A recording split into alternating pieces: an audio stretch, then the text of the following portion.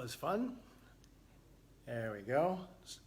A little bit crooked. Let's straighten it out a bit. There we go. Hello, Facelandia. Had a little mishap there with the video. Let's just wait a minute or two and just see, make sure everything's working all right, sound-wise. Hello, everybody. Hope you're doing well. Hello, hello.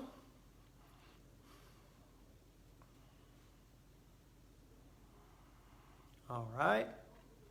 Okay. All right. I think we're ready to go here. Okay, awesome. So we got a few viewers. Excellent. So everything's working all right. So, we're a little bit high. Let me just lower that a touch. Hello, Maureen. Nice to see you. Wow, everything's having a little technical difficulty here today. There we go. This is what happens when you don't tighten all the knobs on your tripod. Okay, I think we are set. Yep, that's a nice little angle. Okay, welcome day 19 of our Unleash the Dragon challenge. Today we're going to be doing White Leopard, and let's get into it. Let's shake things up, literally today. We'll not do the regular retention breath, and let's do the shaking and a little bit of that boa effleurage exercise, and then let's do each of the bows that we've done so far, and we'll segue from there into leopard. All right, let's get into it. And shaking off the foot, shaking the foot, shake, rattle, and roll like you've got your foot is like a maraca.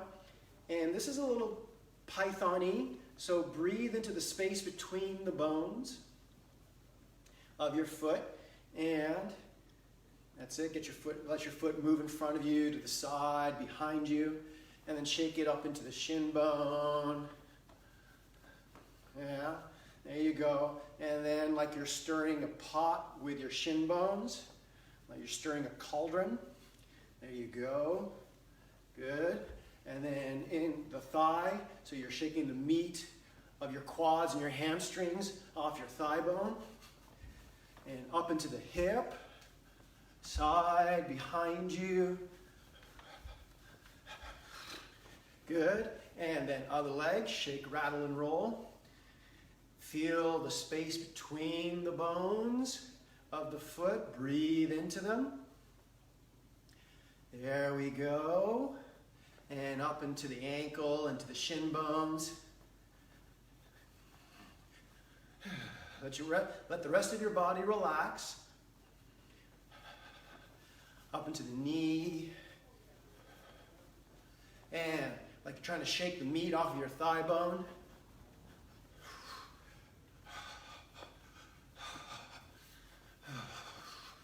Keep breathing into the sockets. Keep breathing into the space between the joints.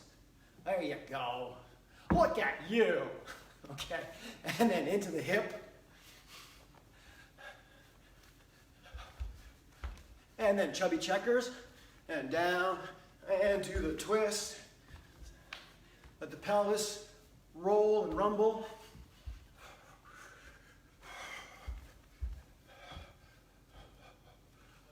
Good. One more time. Excellent. And bending one knee and the other. Let the wave travel up your body and just move and rattle your body around. Let your diaphragm relax. You can let a little sound escape.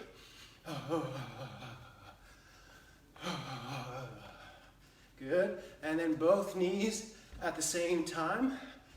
And that drop sends a ripple of energy through your body, sends a wave through your spine, through your shoulders and your arms, out your fingertips like you're flicking water off of you.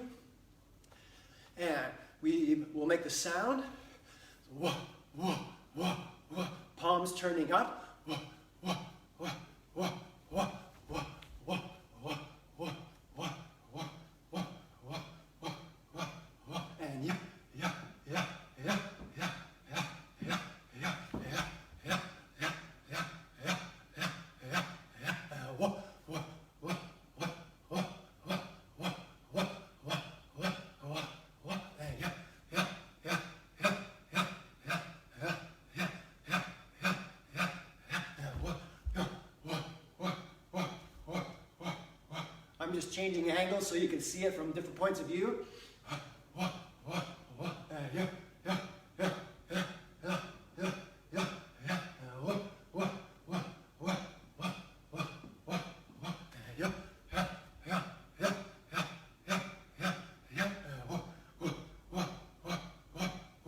A little bit faster. Yeah, yeah, yeah, yeah, yeah, yeah, yeah, yeah. Whoa, whoa, whoa, whoa, whoa, whoa, whoa, whoa. Yeah, yeah, yeah, yeah, yeah, yeah, yeah, yeah. And stand. And feel your body.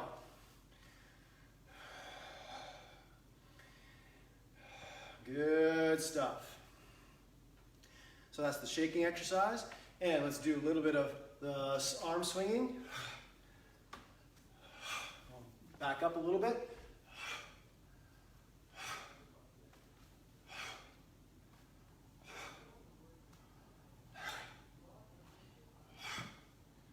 Good. Other direction.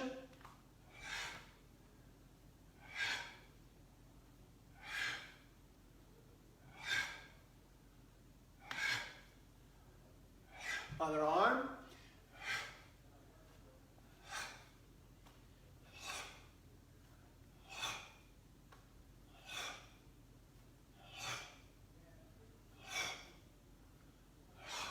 Other direction.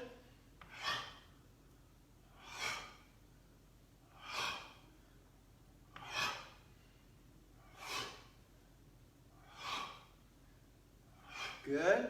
Both arms in opposite direction. So one arm goes to 9 o'clock, the other one goes to 3 o'clock. Both go down to 12 o'clock, 6 o'clock, and then they reverse. So now it's 9 and 3, and then up to 12. And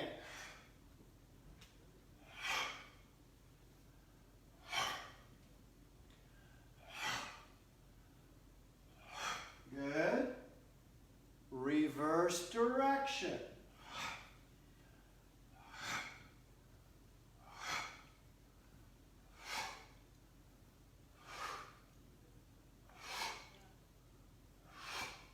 Good.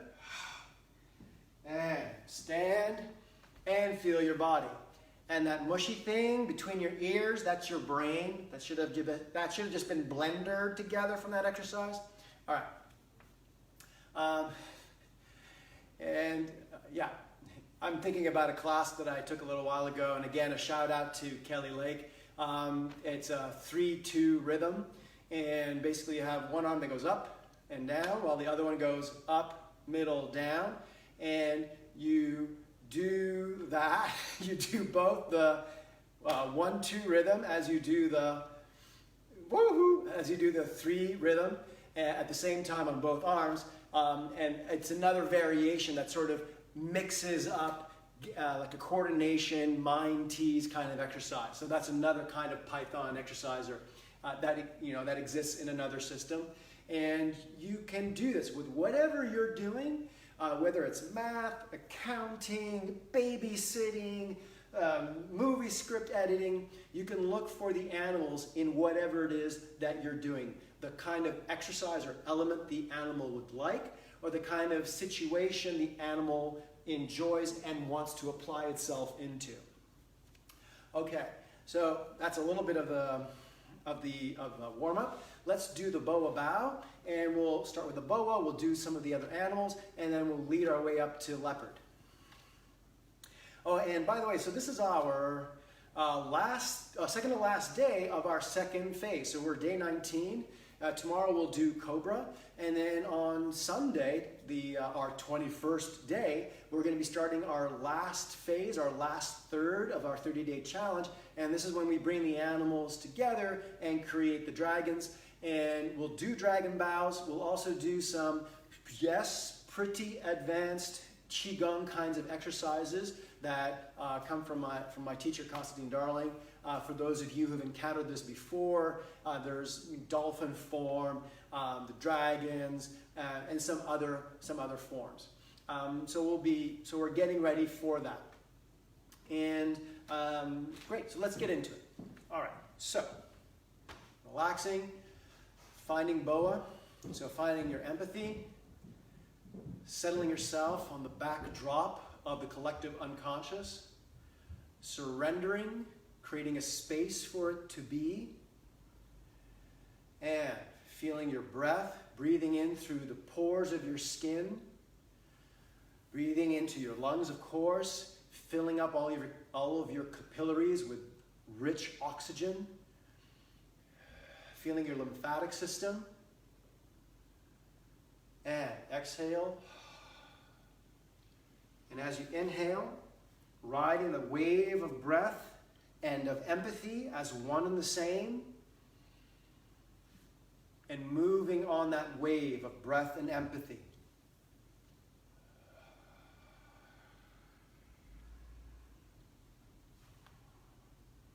Floating.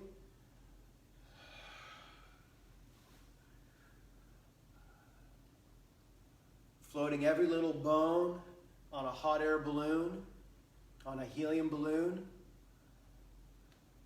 Keep letting the shoulders and the elbows drop.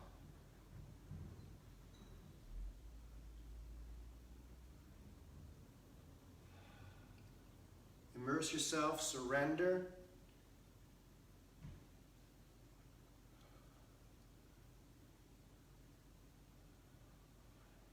Relaxing.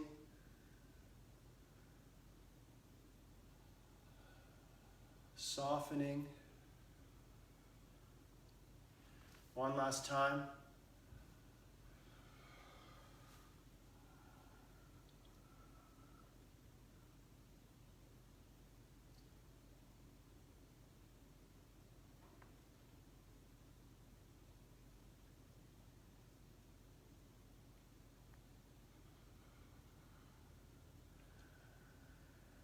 And standing, hold the beach ball.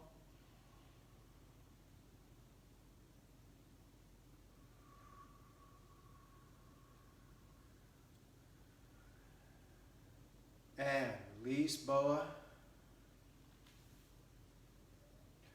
Feel your soft gaze, unfocused. Relax the jaw. Relax your whole body of any kind of tension.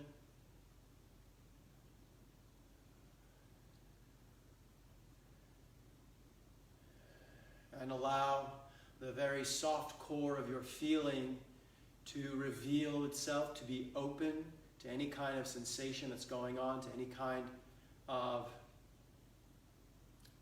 feeling, any kind of motion of emotion traveling through the space that you're in.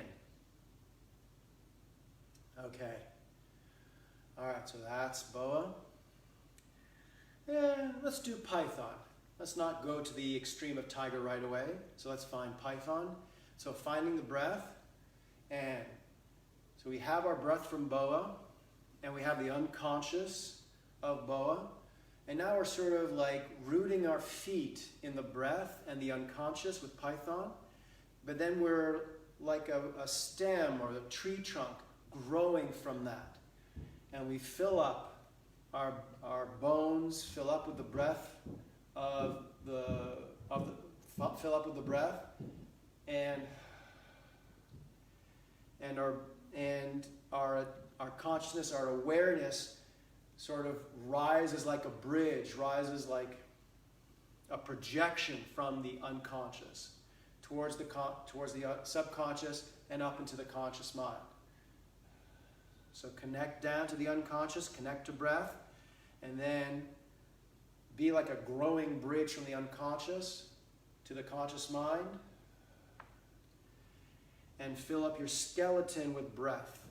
Inhale, fill the marrow of the bone with breath, fill the space between the joints with breath. Exhale, settle the bones down on top of each other.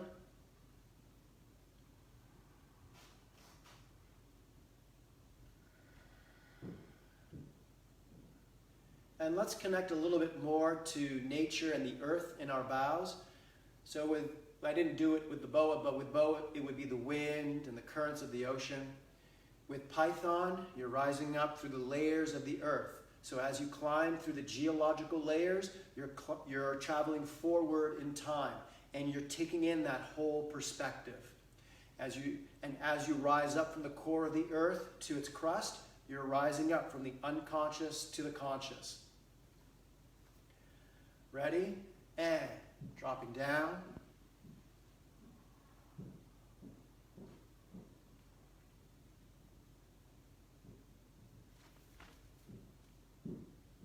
And pack energy into the marrow of the bones.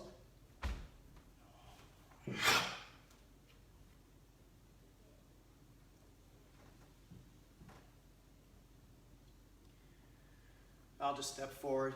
My hands will get cut off, but that'll be that. And drop down to the core, into the unconscious, the core of the earth. Rise up through the layers of consciousness and through the layers of the earth. Extend up and pack energy into the marrow of the bones. And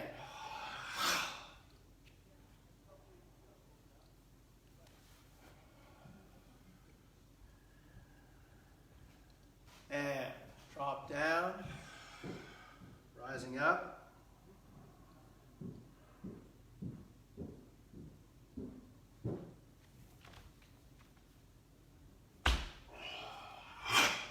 Good. Good.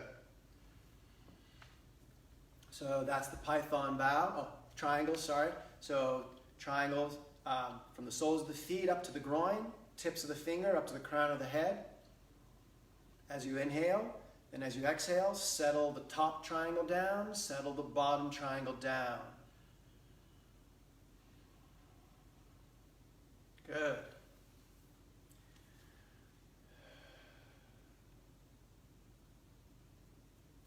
Each of the animals has a myth, and I haven't really highlighted this enough, I think, so I wanted to touch base on it a little bit before we kept going. And you can remember the imagery of the myth, you know, as a fable, as a parable, so that you can remember more about the animal, so you can tap into its spirit. And sometimes when you have a question, you go to the parable gives you a little inspiration, and then that question you have gets answered. So that's why these little parables are useful. And so like with the boa, the parable for the boa is it's wrapped around a tree, and it's incredibly patient. It trusts in the flow of life to provide for it. And the boa is there wrapped around the tree, and what happens is that animals pass by underneath the branch. But the boa doesn't just drop on any of them. The boa waits for the animal that has the most life force in it. And when the boa senses all of that life force, all of that tingling, bubbly, effervescent, like woohoo, then the boa, it falls, it relaxes, and it drops from the branch onto the animal. And then as they struggle, the boa wraps itself around the animal and constricts, because it's a constrictor snake, and it takes the energy from the animal. And then after it's squeezed out the breath, and hence why the breath is so important to the boa, then the boa consumes the animal whole in order to bring balance to nature. So it's taken the energy of the animal, all of the energy the animal has to offer, but then it consumes the physical form so as to bring balance to nature. And for those of you who are vegetarian and don't like, my wife just hates it when she watches nature shows and one animal eats another, so I'm sorry about that if that's what it's like for you. But the parable is to get your attention. Get over it. Anyway, so the parable highlights the importance of the breath and the quality that boa has, that sort of equanimity. It brings balance. So even in the motion, you're bringing balance to your motion. So if I'm putting too much energy forward, you notice that, and you bring your balance back so that you can find that balance in your motion that makes it feel natural and easy and fluid. Right, okay.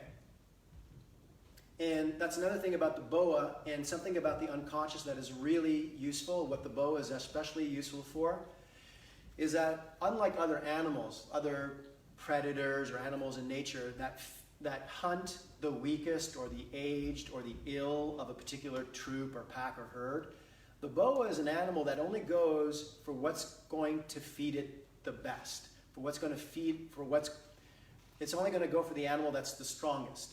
It's only going to go for the best food available.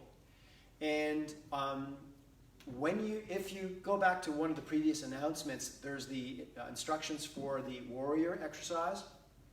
And what you do is that you define your warrior for each of these facets of the animals. So the boa is the empathic warrior and the unconscious warrior. And warrior can be a little bit misleading because a warrior does things deliberately.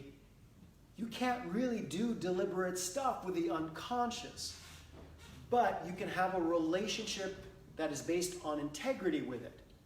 And one of the ways in which you can develop an integrity relationship with your unconscious is allow yourself to be guided to things, which is what the unconscious is good at. You sort of get drawn to things and you don't know why. And that's going to happen, period. But what you can do is ask your unconscious, please guide me to the things that are best for me. Please guide me to the things that are the best quality food for who I am and where I am, that make me more whole. That's what the boa is. That's how you can develop a really good relationship with boa. Okay. And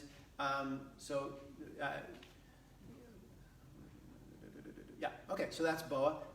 And python, for the python, is the relationship, is the bridge between the unconscious, the subconscious, and the conscious mind. Same thing you can apply for the unconscious. Subconscious, right. So, what Python does is that it brings study to its relationship to the subconscious and the unconscious. So boa, you just breathe, you surrender, you feel, yes, you try to guide or you try to respond to things that have a lot of energy. It's a really feeling-based kind of animal.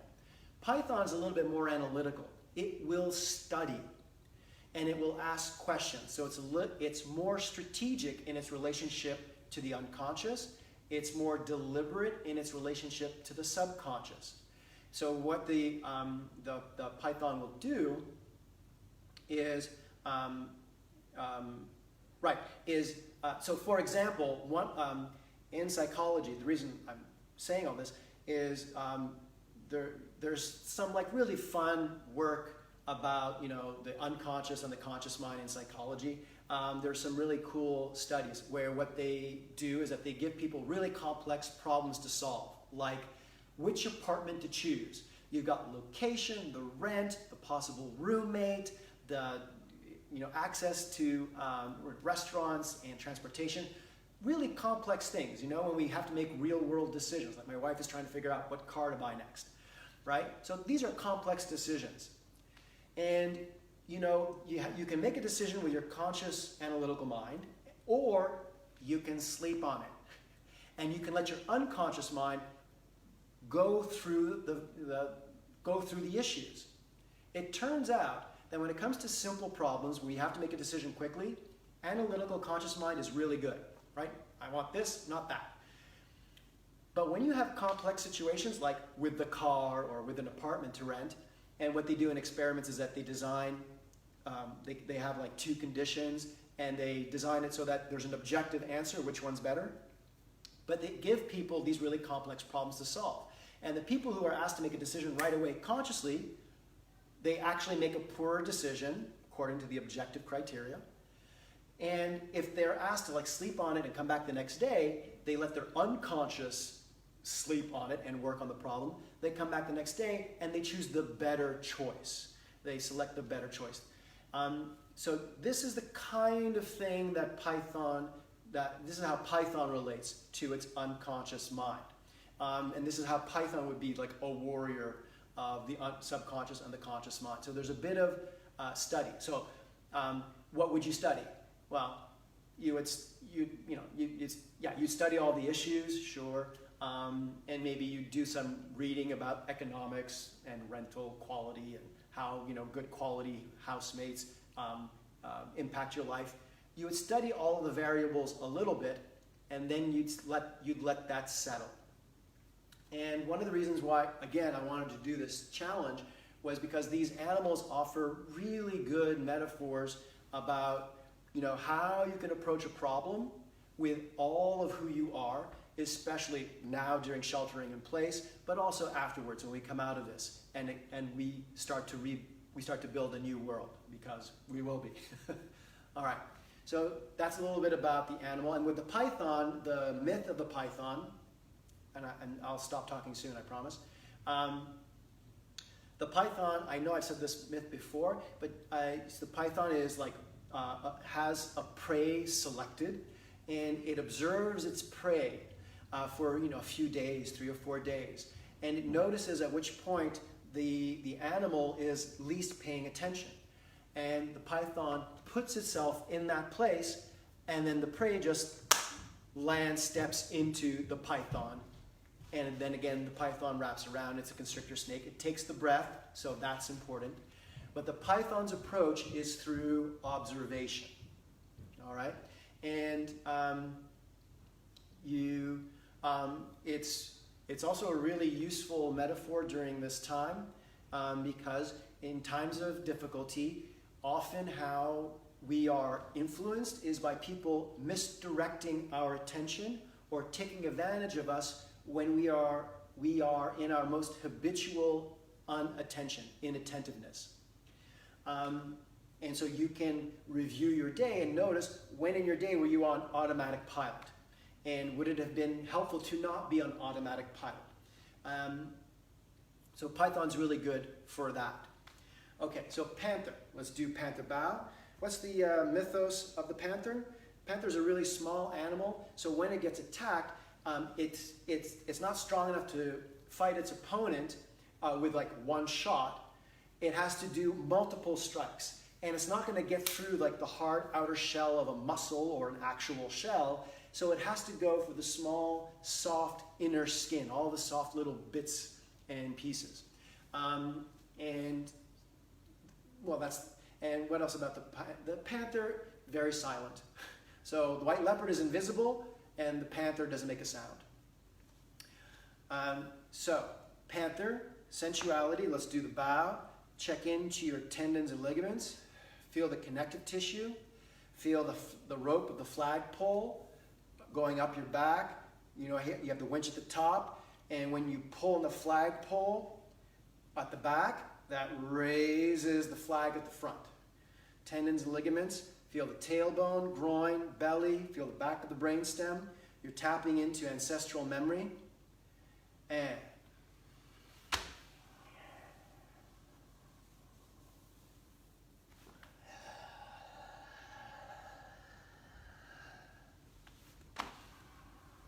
breathing in through the tendons and ligaments.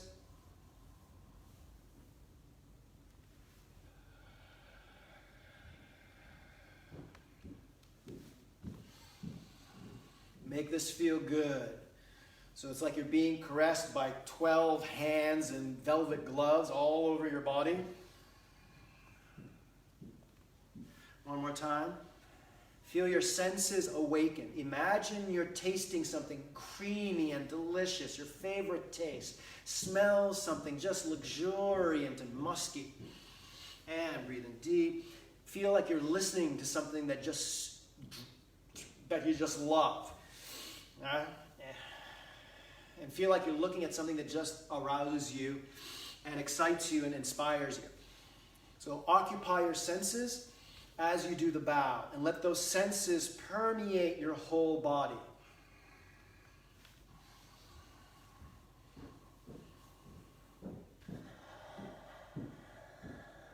One more time. Let's connect it to the earth. We'll do the bows again, just standing for a moment. And in terms of the qualities of the earth, you're feeling the musky, dank, swampy. You're imagining subterranean caves, places that just like evoke like ancestral, ancestral memory, like, the caveman kind of quality. Fossils, the La Brea pits, the La Brea tar pits in LA, all of these like really ancient places where you just feel time packed, and so you're bringing that energy, that swampy subterranean energy, into the groin, into the pubic bone, the center, into the brain stem. And breathing in, you're bringing it in and feeding it into the subconscious, into your instinctive center, your storehouse of ancestral memory.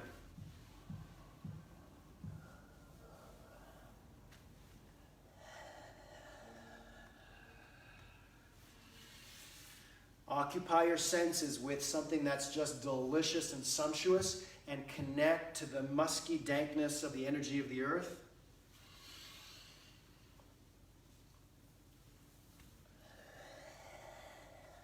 That's it. One more time, breathing into the tendons and ligaments. Good. And triangles. And flip the triangle, bring the energy from the pubic bone up to your belly.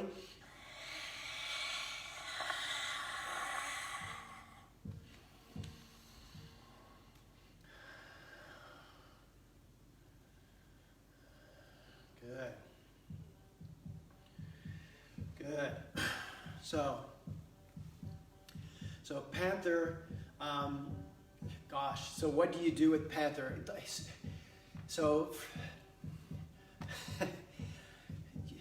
Panther is a lot about shadow work. So Panther is that part of yourself that's just on the cusp of being conscious.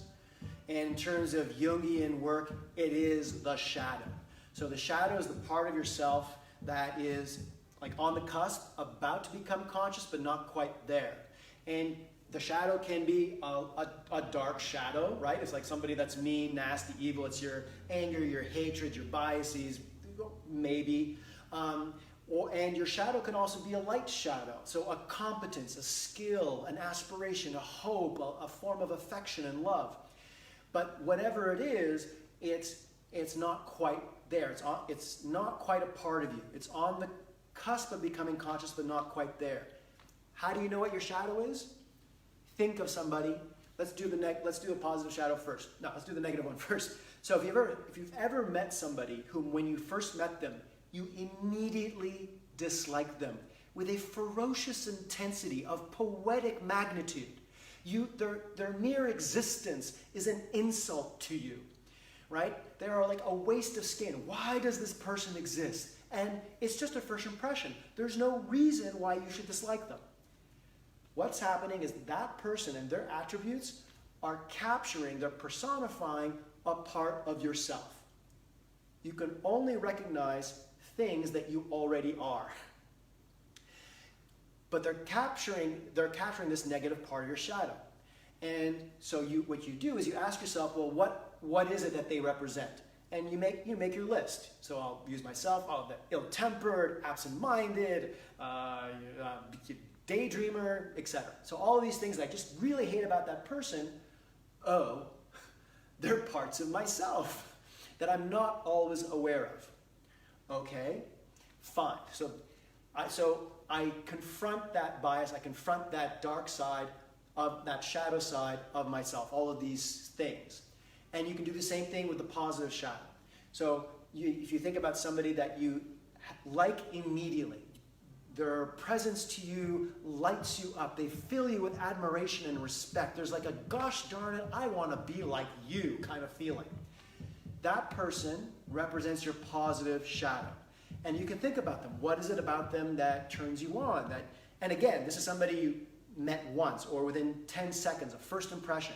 There's no factual basis for these impressions, right? That's how you know there's something inside of you that's coming up. I can make a list of all of those positive attributes. And they're really intelligent, they're cute, they're good looking, they seem to be well-rounded. So these are all positive attributes. And oh, these are things about me that I'm not quite conscious of. It's part of my positive shadow. So there's your shadow. Great. What does Panther do in relationship to this shadow? So first of all this talking about it, Panther won't do. Like, this is way too verbal. Panther won't do this kind of analysis. This is much more Python. But Panther will feel the response. It will feel the immediate revulsion, or it'll feel the immediate attraction. And because it has explored every kind of sensation, because it's allowed, because it's explored every kind of sensation, and because it's been able to use its breath to turn even pain and fear into movement and pleasure, it knows that there's no such thing as a bad feeling. So it's going to move with that feeling right away. And what it does is, as it approaches it, it takes a step in that direction. And by taking a step in that direction, you make that unconscious part of you a part of you. So my negative shadow is absent-minded and dreamy. Well, that's the extreme, right? So the negative shadow takes that to an extreme. What do? I take a step in the direction. What is absent-mindedness good for? Well, absent-mindedness is a good place to dream and think of possibilities. So maybe I become less absent-minded, but I acknowledge when I'm thinking of possibilities. Now I'm integrating that negative shadow more. This is the kind of work that Panther does. And again, not so much with words, it feels its way there. It responds viscerally. Again, this is why the challenge, I wanted to do the challenge, because this is precisely the kind of work that people have to do, that groups have to do, as we contend with all of the changes that are happening for us. And you're going to come up. If you have been having trouble, if you've been in shelter in place, and like this feeling pops up, and this feeling pops up, and it's like, oh, I'm giddy, oh, I'm depressed, all that kind of stuff. These are aspects of your shadow that are making themselves known. And they may be extremely, light and bright. They may be extremely dark and shadowy. But what you do in that is you explore the feeling and you take a step in the direction. You don't go whole hog. Immature Panthers do that. Little kids do that. Teenagers do that. And as adults, you guide them. You say, hey, sure, take a step in that direction, but not all the way. Just a little bit of that. And then you'll feel satisfied. So so sheltering in place is going to bring up all of that shadow energy, all that shadow, those shadow issues, dynamics. There's only one way out, and it's through. Okay, so that's Panther. Let's do Tiger. Okay, and so find your posture, find your musculature. So feel the power of your Tiger. Connect to the earth, the mantle of the earth, the tectonic plates of the earth. Feel the friction of the earth as the plates are driven away and towards and into each other. And it's like you're pulling that tension in. You're using it to feed you, to give you raw fuel and power to start working with. Feel the belly button, feel the heart, and feel the frontal analytical lobes. And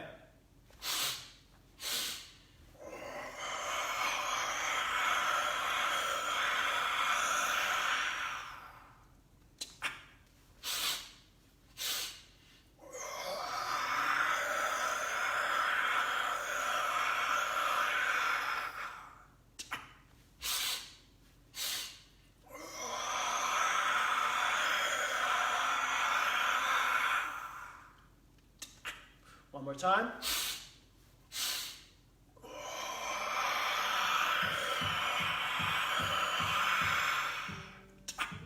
And triangle up the belly. And flip the triangle.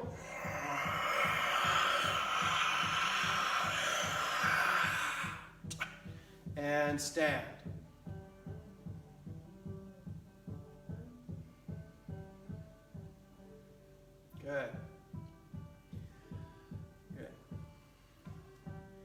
So, tiger. What's the myth of tiger?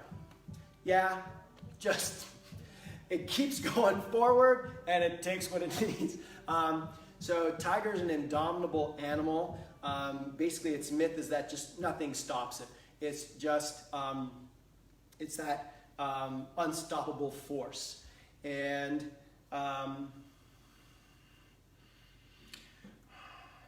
yeah, I guess there's not much of a mythos. There's a mythos of the tiger and the boa together, yes. And that's the dragon. And we'll talk about that when we get to the third phase. But the tiger itself is just indomitable. And, okay. So, yeah, if you have any more questions about tiger, let me know. So let's do leopard. Okay, so leopard.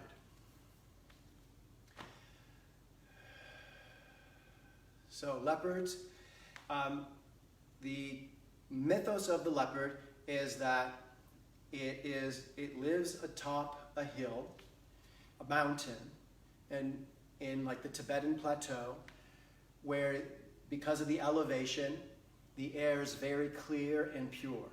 And that clear air gives the leopard its clarity of sight. And it likes to watch things from a distance with that clear view. And it is very silent and it is invisible.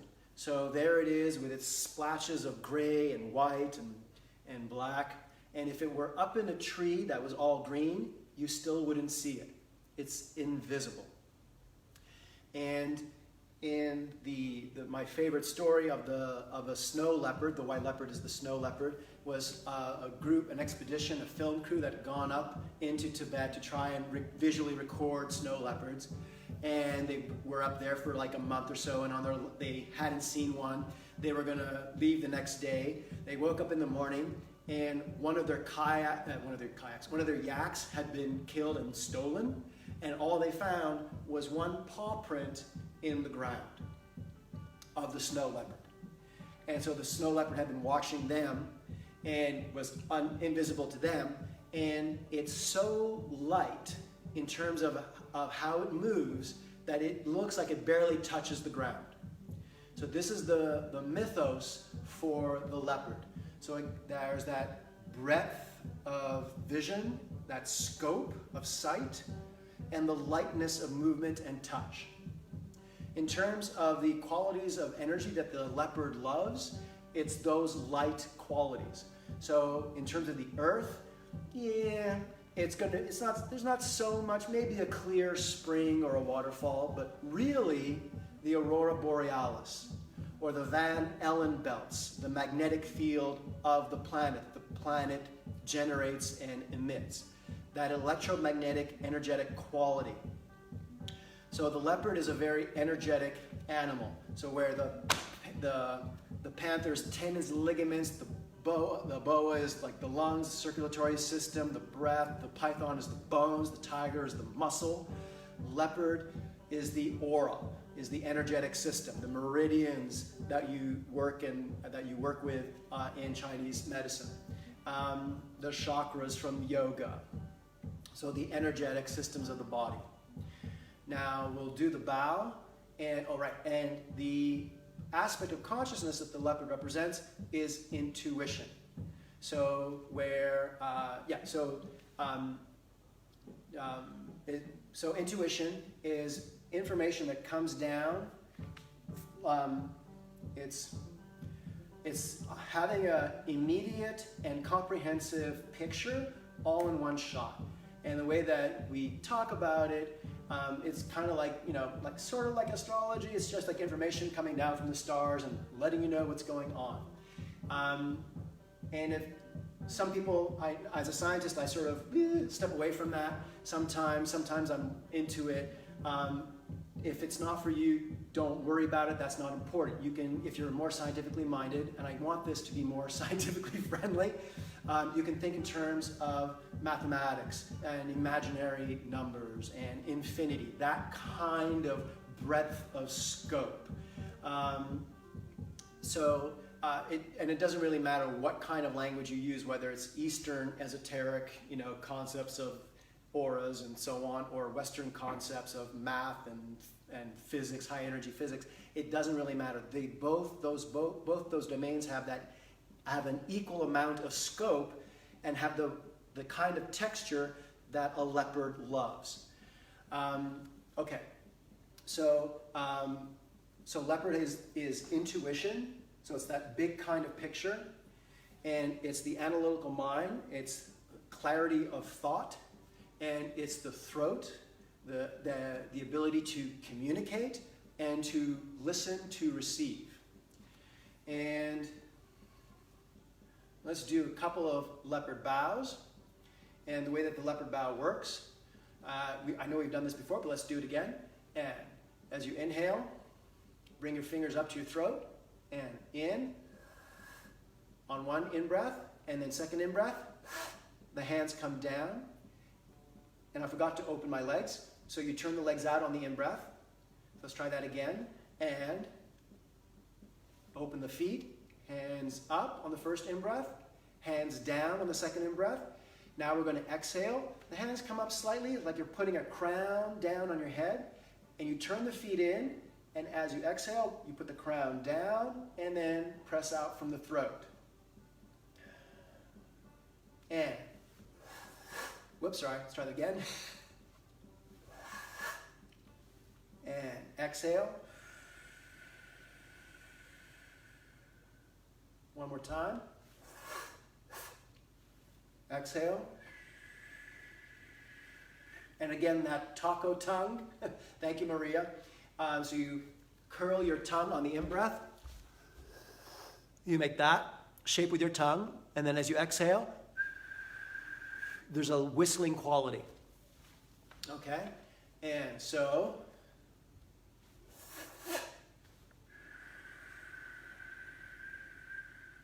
for me, the whistling quality is like the sound that the wind makes when you're on top of a mountain peak in the winter and the air is just being cut by the jagged rock cliff, and it creates that whistling sound. I just feel myself atop a high mountain with a clear view in all directions going on forever.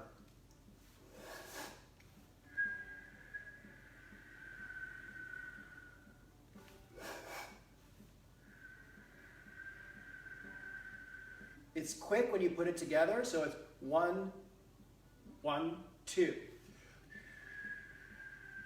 And then when you do it naturally, it's quick.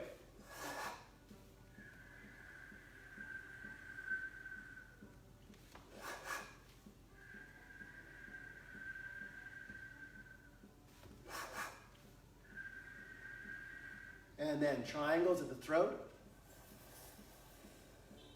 And then turn the feet in, exhale, out from the crown of your head, back into the cosmos where your ideas and inspiration came from.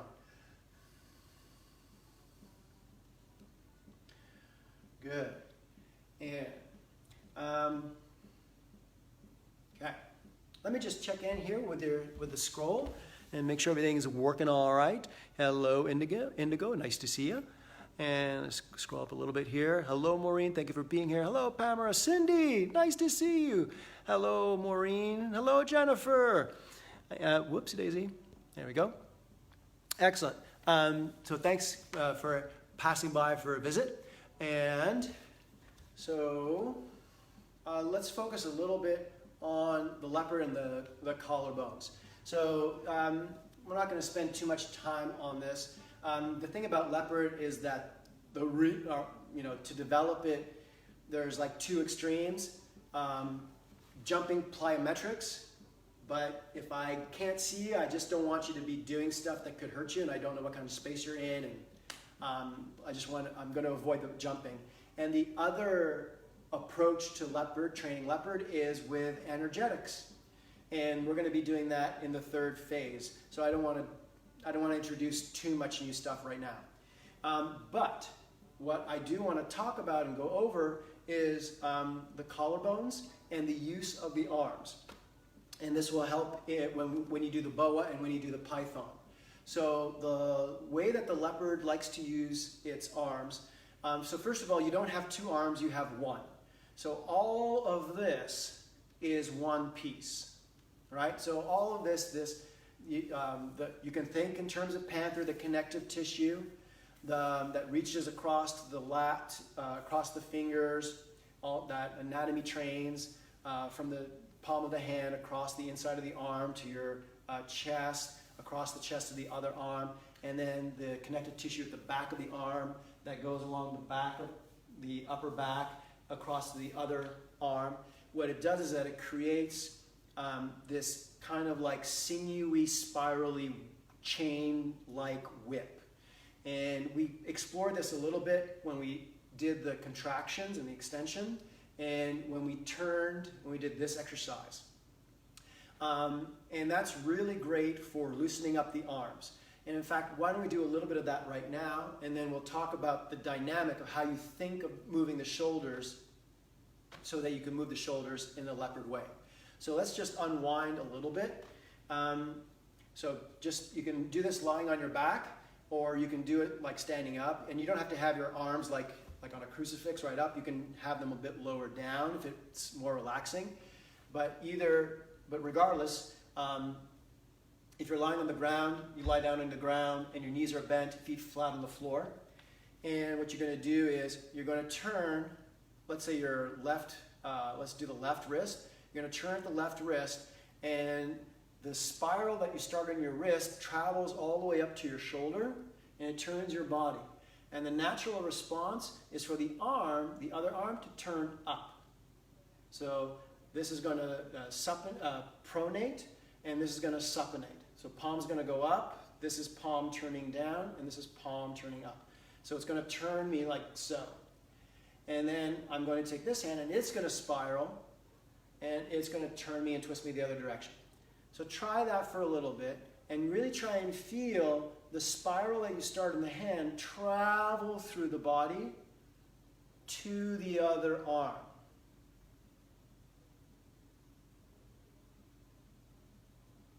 Okay?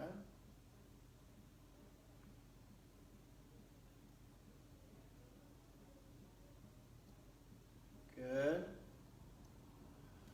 Good. Okay, and relax. Let your arms rest. And now we're going to do the same exercise. You're going to twist and twine, and you're going to let the spiral travel up your arm. But this time, your body's going to do the opposite of what it wanted to do naturally, and you're going to turn towards that twisting. Your arm's going to follow through. Like your arms are still going to do the same thing, but your body's going to go in the opposite direction. And like I just did my hips, but mostly from the upper torso. Okay? So turning from the upper torso as you roll your arms, and turning from the upper torso as you move your arms.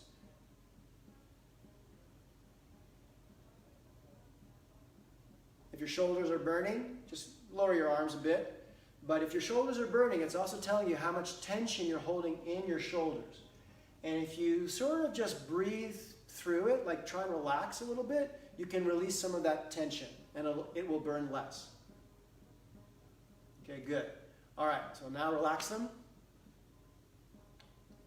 And I can feel my whole neck loosening and lengthening up, which leopard loves. So leopard is, the areas that the animals represent, they pay special attention to, and they do work to make that part of their body feel good. Okay? Now, what we're going to do is go back to the original. So this spiral naturally causes my body to want to turn and wants to cause my arm to turn up, and then I'll reverse it. Okay? And as I'm doing this, I'm noticing I have a bit more freedom and maneuverability than I did the first time I did this. Good. Good. Good. Okay, and relaxing, letting it go. All right. Now, so let's work a little bit on the shoulder blades. So what we've been doing a lot of, and what we did with Panther, for example, is that we sort of focused on that flagpole that pulls the flagpole rope that we pull at the back, and when we pull it at the back, it goes over the head there's a winch, and the rope goes over, and then as you pull down on this side, it raises the flag, it raises the front of your body up, right? And you're not bending back, but what's happening is the rope is going through your feet down into the earth, and it's sort of, as it tightens, it lifts you up on top of yourself. It stacks you. And that's a little bit more in the panther realm and python, so this exercise touches a lot of the animals. So that's more panther, it's more lower, right? And a lot of the systems, especially in the Far East, they divide the lower, the earth, from the heavenly. And so what we're going to look at is the heavenly side of this. And with the collarbones, there's a couple of things. First, feel like your collarbones are pulling apart. So feel like your collarbones want to stretch sideways. And it doesn't have to be like a young person's yoga intense workout, like where you're really trying to stretch like on the rack or something, but it's a thinking quality. Again, it's just a mental elongation, okay? And then, as they're pulled apart, they curl underneath. So it's like somebody's grabbed my collarbones and they're turning them this way, okay? And if I took it to an extreme, this is what I would look like. Don't look like this. Let your head be lifted up by the back. But feel them pull apart and rolling under. Okay? And feel your feel your shoulder blades. Can you see how like I'm popping out my shoulder blade here at the back? Sometimes it freaks people out. But yeah, let's try it. Taking off my shirt because it's chin long. This is what we do. So you have this like shoulder popping out quality, right? That kind of quality. And you feel like there are like little wires that are hooked that are pulling your shoulder blade up, away from your body and up. I'm going to put my shirt back on. Oh my God, I feel so exposed. Okay. There we go. All right. So you're feeling your shoulder blades be pulled apart, be pulled away from your body and up. And you're feeling a wire pulling the back of your head straight up. At the same time as you feel your collarbones being pulled apart and rolling under. And when you combine all that together, there's this feeling, you really get the feeling of the upper melon. It's like the upper melon has been expanded and is filling you up both front, back, and side to side, and up and down. Okay? So that gives the melon at the top, and this, tiger and panther, their hips are here. White leopard's hips are here. It lifts up on itself, okay? And so one of the best visualizations that I have for getting your shoulders to work well, to move well, it's kind of like it's sort of like a catapult image. You know those sticks where you have you have the stick and you have a little cup and you put the ball in the cup and then you throw it and it throws the ball way further than you would otherwise, and dogs go and chase the ball and all that, and then you don't end up with a sore shoulder. It's kind of the same principle. Or another way of thinking of it is a catapult. So you have the hinge, you have the fulcrum, you have a heavy weight, and you have the load. And when you cut the load, the weight pulls it down, and the ball gets released. So the weight of the catapult is the shoulder blade. And what you want is for the shoulder blade to drop down towards the spine and down. And what that does is that raises the catapult here, right? So this is the load. My hand, the forearm is the rock. My rock can be like this shape, it can be this shape, it can be this shape, but that's the catapult. This is the arm of the catapult that launches the object. So when I throw a punch, that's what's launching it. So keep feeling like your collarbones slide down and towards your spine. And when they do, that's what raises your arms up, okay? The other thing about the upper torso is that it is the steering wheel. So the hips drive the power, and the steering wheel of the leopard tells the leopard where to go. And so it's like in gymnastics, look where you want to go because your head will go that direction, and wherever your head goes, it takes its spine with it. And you guide that with with the collarbones and the shoulder blades. It's kind of like the hands on the steering wheel. Okay, so I wanted to just cover that kind of basic quality, and you can think of that when you do the boa bow. You just drop the shoulder blades, and that's what raises the arms. You can drop the shoulder blades in the python bow, and that's what raises the arms. So it's that squeeze in and down of the shoulder blades as you breathe in to create the upper melon that raises the arms for you. So this is just it's a really great principle and image, great for Aikido, Sistema, Kung Fu's, Tai Chi, Bagua, Xing Yi. So you can, it's just a great image. Okay, so leopard, consciousness, right. And I think we are kind of nearing our end on time here. But, so leopard consciousness and the warrior aspect. So it's the warrior of intuition, it's the warrior of the analytical mind, it's the warrior of communication. I had a whole bunch of material prepared. I think I'm going to talk about it more tomorrow. Let's do the bow. Now that we've done the arm work, let's take let's take that freedom of motion in the arms and turn it into the bow. Actually, I will say this. So how does leopard approach energy? So one of the ideas in Qinlang is that at the formation of the universe, it was all just energy.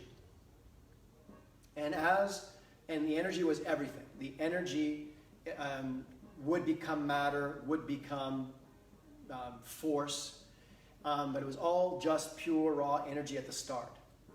And at the start of the universe, that energy started to take shape, and there were there was like different. That raw energy would become sort of fields of consciousness. It was made up, if you will, of different qualities of consciousness. I'm not expressing this the way I was hoping to. So,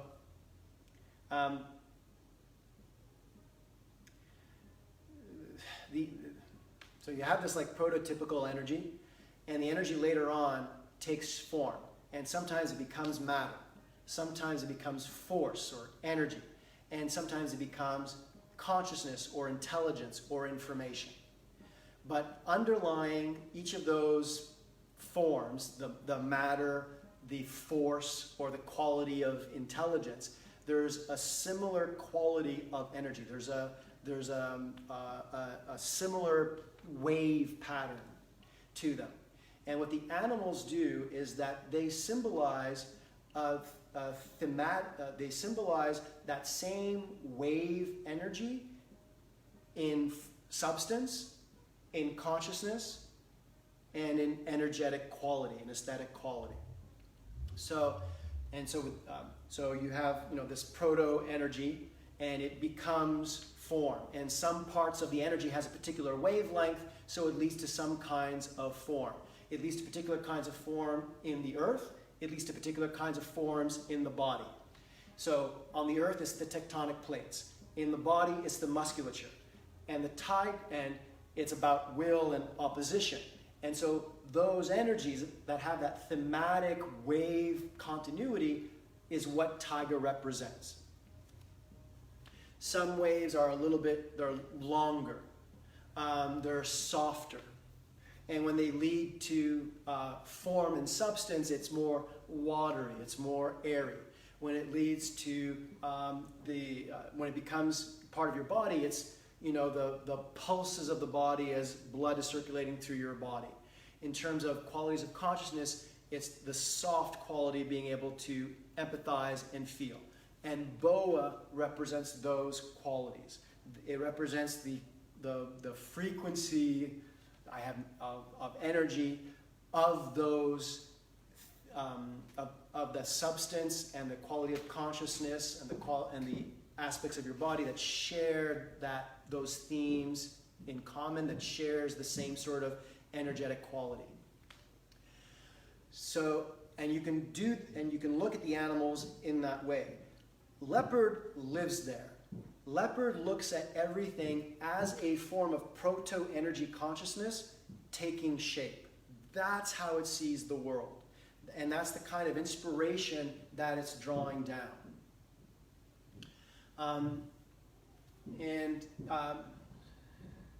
And so with leopard, everything is information. So you can have information that you write down in a book in terms of letters. It can be Morse code, dots and dashes. Sure, that's information. That's how we normally think of information. But everything really is, in a way, information being processed. So a flower that opens its petals during the day and then closes them at night, there's information processing going on. Is there light? Yes, I open. Is there darkness? Yes, then I close. That too is information. Animals competing for courtship, competing for mates in courtship, that's information. Sure, the competition can be bloody or incredible or beautiful, but essentially it's an exchange of information. Yes, no, fitter, fittest, and so on. And so leopard sees all of these things as forms of information.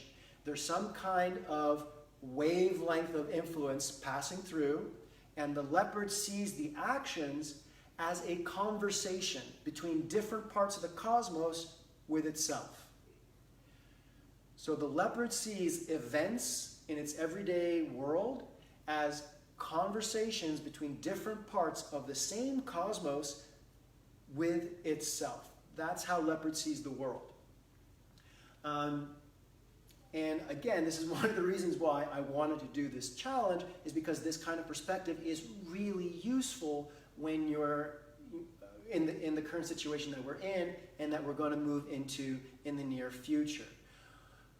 So it's removed. So like, when you're on social media or something and, people are ranting or raving or expressing opinions, instead of reacting, you take a step back and you ask yourself, what part of the world, what part of the cosmos, what part of society, what part of our collective consciousness is expressing itself right now? And what is the other part that is coming in response? The kind of perspective that white leopard has would be like a sociologist watching trends over centuries of thoughts of political theory and migration all intersecting to create the current situation.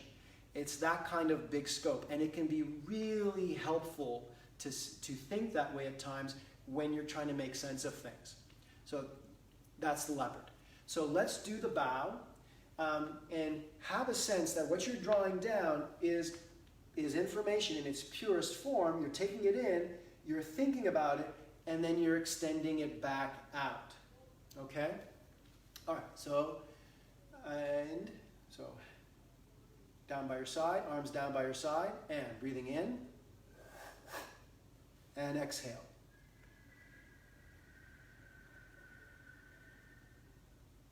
And